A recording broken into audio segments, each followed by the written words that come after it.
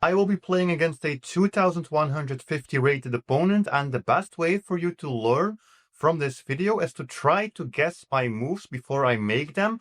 And if you had a different idea, then you should just drop a comment. So I am playing here with white, and I am playing the Pegasus system opening, which is d4, and then on the next move we play knight to d2. A bit of a surprise opening. Most black players completely don't know how to play against this, which I see as the case as well here, because my opponent is already thinking on the first move. If you want to learn more about this opening, you should definitely go to pegasuschess.com, my free chess course platform and also my community. So this is the most common variation. As white, you are threatening to play e4, and basically as black, you need to try to make it impossible. b6 is a bit of a surprise move, I would say. I usually don't see it. And when I see it, it's usually a mistake. So I'm not sure how to feel about this. The good thing is for white, this opening is extremely logical, meaning as long as we just play normal looking moves, as long as we just think about development, castling, fighting for the center, we will be okay. I'll play a3 and see what they do. Because I'm a bit confused. Okay, they don't even play the c5 push. What's going on here? I'll play b4 to try to protect this. The reason I played a3 is because if they had pushed c5, I would have been able to take it and then play b4 to basically win a tempo on the bishop. All right.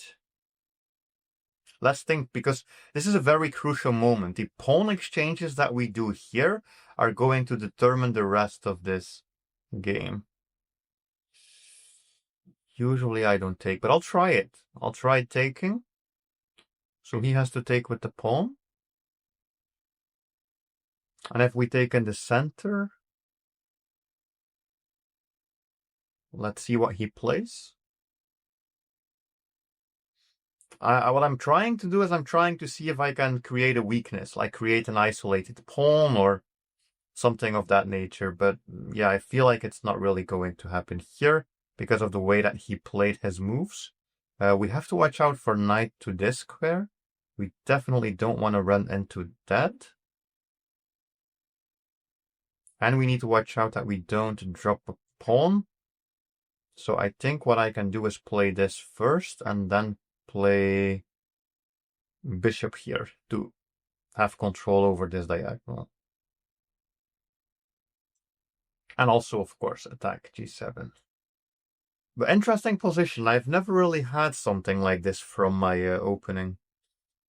I'm a bit confused what's going on here. Probably bishop e2 makes sense, keeping an eye on the knight, because this will at some point open up. Okay, so he is going to go for a sacrifice, which I did not expect. He sacrifices the bishop for 2 pawns, basically to get the knight into the game. But I think if we play the queen here, we have an eye on this, and on that forking square. He can take there, but I'll play king f2. Forcing him to make a decision with the knight. He doesn't even really have that many squares, and wherever he goes, we are also winning that bishop. So I don't know if this was a good sacrifice for him. It is incredibly interesting, but I think it might also have been a big blunder. So we could win that bishop, we could win that knight. Right now the material is equal. They basically gained 3 pawns in exchange for their piece, but playing overly aggressive like this usually backfires.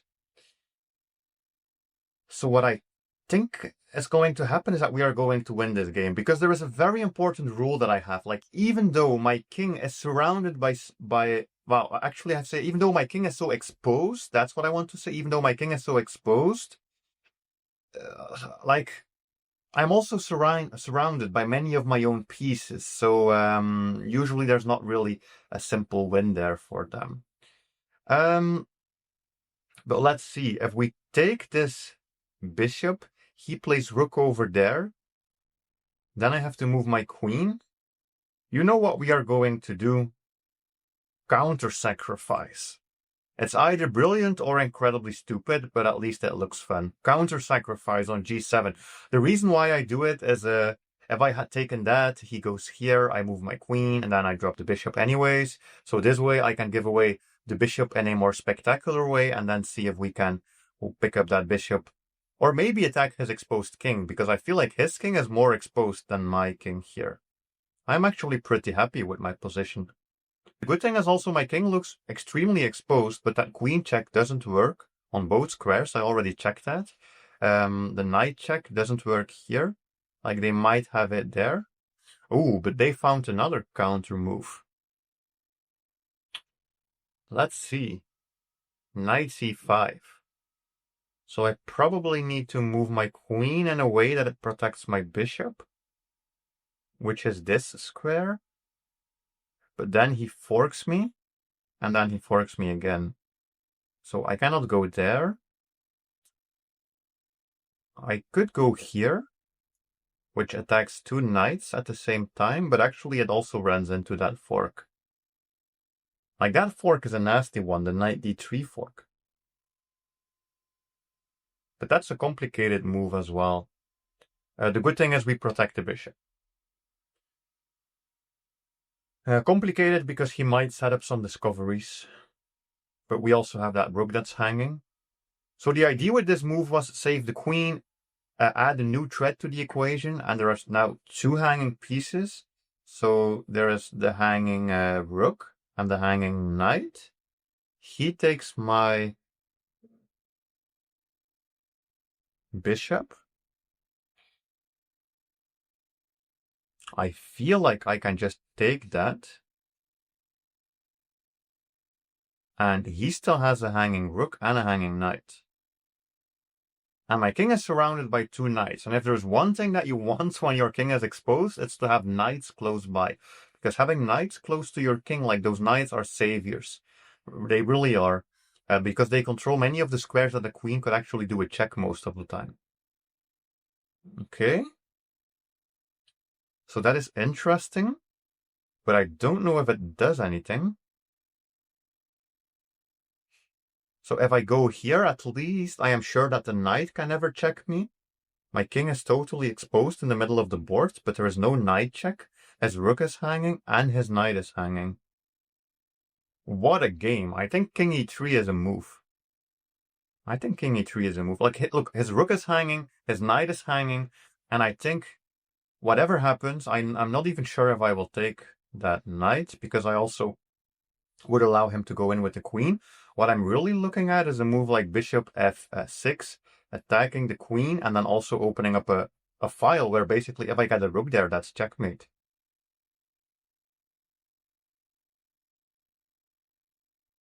Okay, so he plays a move I completely did not see coming. Knight d3. I have no clue why. I feel like it doesn't benefit him in any possible way. I think it's a bit of a strange move. So the simple thing I could do is take the rook and basically just say, hey, I am up material here. I do see that his knight actually opened up potential check for the queen.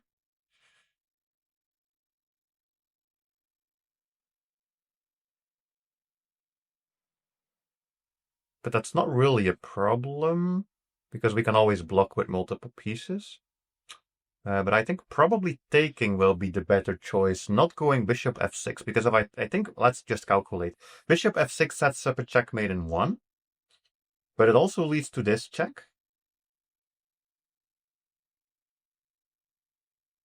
Which we don't want that to happen. Not at all. So I think I'll go bishop takes rook. Keep my queen close by. We also have a checkmate in 1 thread.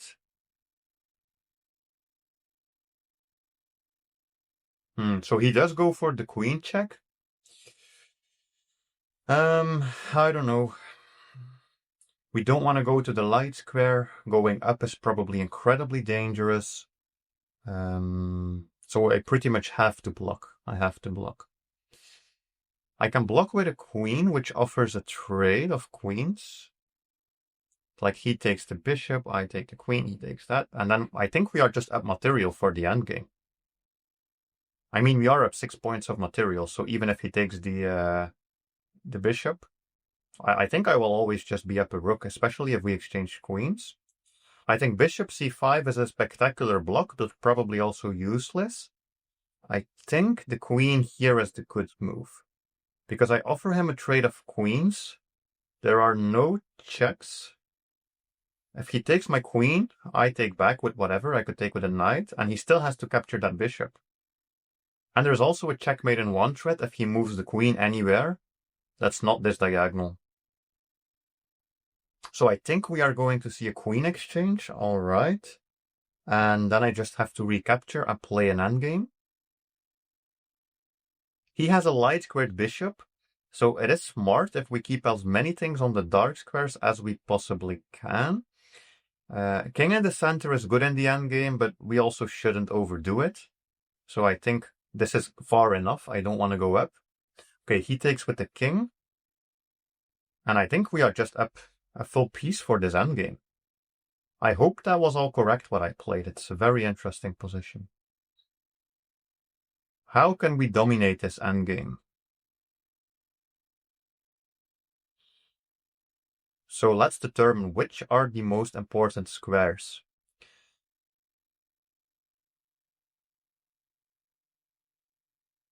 These, I think, are the most important squares, and it looks like we have one move that makes almost all of those possible, which is knight here. And the reason I say those are the important squares is because this would be a pawn, this would be a check. We could go here potentially, try to take the bishop. I know the knight is covering it, but like these are, I think, important squares for us. Okay.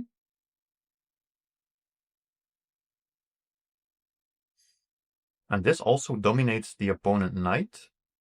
King is on a dark square. That's actually excellent. I just want to play this. Then we just have 2 extra pieces. Okay, is he like trying to checkmate my king with pawns? I am unsure. I think we have knight c5.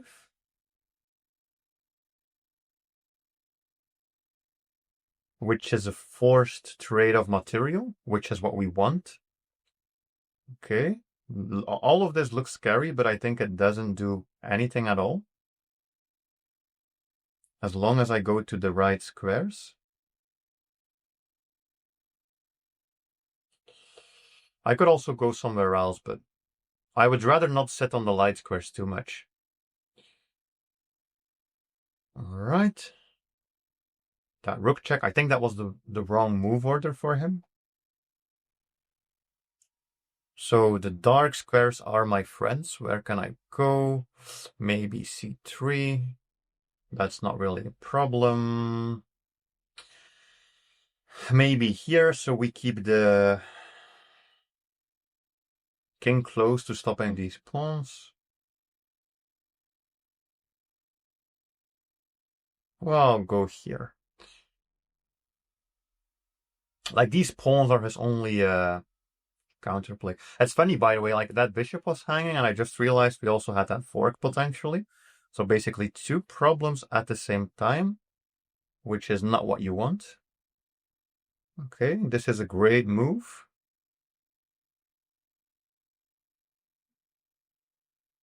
Okay.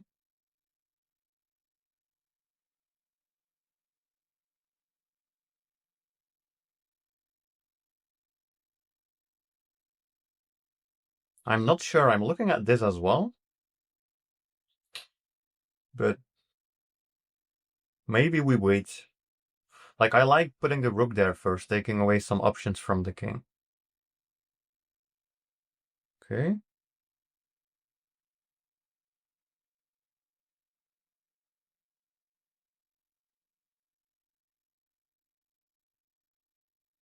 Let's put a rook here. Maybe play h4. We just have to keep in mind the dark squares. Like, everything has to be a dark square. Or at least as much as possible. And we don't want to get a rook trapped. Maybe the knight remaneuver here is actually better than what I played. But of course, low on time as usual. So that's something I will need to fix. Like, I've been looking at many of my games and I play incredibly well. I'm almost always winning, and no matter what game I play, but I'm always so low on the clock. It's my biggest weakness, but I think that was a bad move because we get a check and then we get this, and that's basically another trait. He cannot go here. Yep, that's fine. He has to move the rook. Once he moves the rook, we take the bishop. Then he has to capture back, and we are slowly getting ourselves into a rook up endgame, which should be easy. This should be easy. That's a check. And that's a pawn. All I need to do is try to trade a rook. Then I am happy. What do we have? That's a bit of a silly move. I think we just have rook d2, right? Yeah, I think rook d2. Or can he like trade and then try to... I'm not sure. Let's give a check. He has to stay close to the pawn. That doesn't look right. That doesn't look right.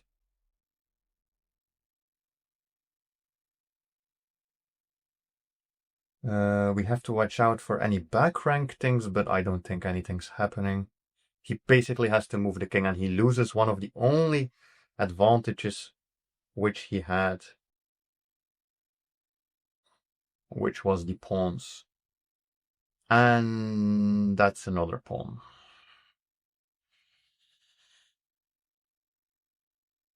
This is just a brutal game. I hope I played everything right, because I might have also made some mistakes, okay? But probably he will not just roll over and quit, so we will need to fight for this game. I think this is a fun move. Connecting the rooks, keeping an eye on the a4, which, yeah, he has a check, of course, but we can go here.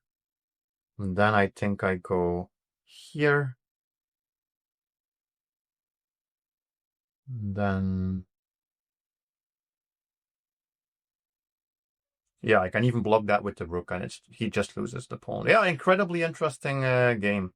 So apparently I had a 92% accuracy. The biggest mistake that I made was what I actually expected. Taking the rook. Taking the rook is not the fastest way to win the game. I was thinking about bishop f6, queen b6, and unsure what to think about it. The winning move is actually rook here, and then there is the threat of checkmate. And if he checks with the queen, that's genius, like bishop d4, and that's checkmate. Didn't see that, but other than that, we played a nearly perfect game.